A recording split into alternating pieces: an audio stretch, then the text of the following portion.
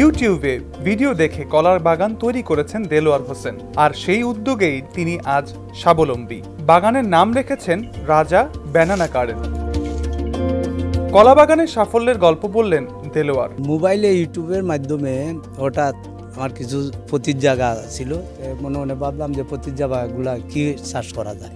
কিন্তু ধান চাষ তো নিচু এলাকায় হয়, উঁচু এলাকায় কি চাষ করা যায়। তখন ইউটিউবের মাধ্যমে জানতাম পারলাম যে রাজশাহী কৃষি বিশ্ববিদ্যালয়ের মাধ্যমে সাগর কলা এবং লুঙ্গি, সবজি আর বিভিন্ন ধরনের যে এগুলা কলার চারা পাওয়া যায়। তখন ইউটিউবের মাধ্যমে ওই রাজশাহী বিশ্ববিদ্যালয়ের আনোয়ার হোসেন প্রফেসর তাইনের মাধ্যমে চারা সংগ্রহ করি, তাইনের কাছে টাকা পাঠাই, টাকা পাঠানোর পরে তাইনে এসে পরিবহনের মাধ্যমে আমার ঠিকানায় চারা পাঠাইছেন সুনামগঞ্জ নিয়ে আইসে আমার জমিনের মধ্যে আমি চাষ করি। প্রথম বছর ফসলটা একটু কম হয়েছে, দ্বিতীয় বছর খুব ভালো হয়েছে, যা কল্পনার বাইরে। তৃতীয় বছর খুব ভালো হয়েছে কল্পনার বাইরে। শুরুর দিকে মাত্র 25,000 টাকা খরচ হয়েছে বাগান করতে। এখন 3 বছরে 3 লাখ টাকার কলা ও চারা বিক্রি করেছেন।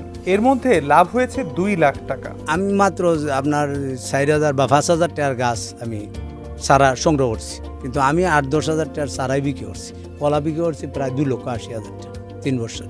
দেলোয়ারের সফলতা দেখে আশেপাশের গ্রামের বেশ কয়েকজন কলা চাষে নেমেছেন। তারা বলছেন, কৃষি অফিসের সহযোগিতা ছাড়াও শুধু ইউটিউব দেখেই নতুন একটি ফসল চাষ করে লাভবান হওয়া যায়। এভাবে তারাও কলা চাষ শুরু করেছেন। আমার চাচা তাই নিয়ে ইউটিউব দিকে 3 বছর আগে দেখুন, মনে দেখে আস্তে আস্তে নিজে পরিকল্পনা করে সাজাইছুন।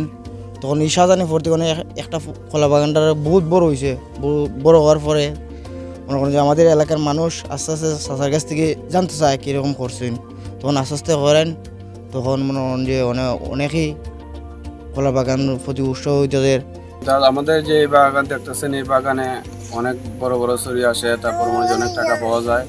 ওই যে আমাদের দিলওয়ার দাদা, ওনার মাধ্যমে উনি বাগানটা তৈরি করছেন। তারপর কাজ যখন বাগানটা করবে তখন আমাদেরকে কাজে আনছিল, ওনার পরামর্শ নিয়ে আমরা মনে যে বাগানটা তৈরি করে দিচ্ছি ওনারে।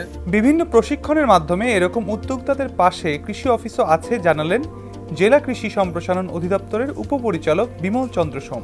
সুনামগঞ্জ জেলায় জামালগঞ্জ উপজেলায় একজন প্রগতিশীল কৃষক দেলোয়ার হোসেন ভীমখালী গ্রামে, উনি আমাদের কৃষি সম্প্রসারণ অধিদপ্তরের উদ্যোগ এবং সহযোগিতায় কলা চাষ করছেন এবং উনি প্রায় 1 বিঘা জমিতে সাগর কলা জাতের চাষ করে আমাদের হিসাব মতে প্রায় 50,000 টাকা ওনার ইনকাম হবে। ওনার দেখা দেখি ওনার ছোটো ভাইও 1 বিঘা জমি এবং অন্যান্য চাষের আগ্রহ হচ্ছেন। সুনামগঞ্জের মাটি নানা ধরনের ফসল ফলানোর উপযোগী। এই জেলায় কৃষিকাজে কম পরিশ্রমে সহজেই সফল উদ্যোক্তা হওয়া যায়। তরুণরা এমন উদ্যোগ গ্রহণ করবেন এমনটি প্রত্যাশা দেলোয়ারের। সুনামগঞ্জ থেকে পঙ্কজদের পাঠানো তথ্যচিত্রে সমকাল ডেস্ক রিপোর্ট।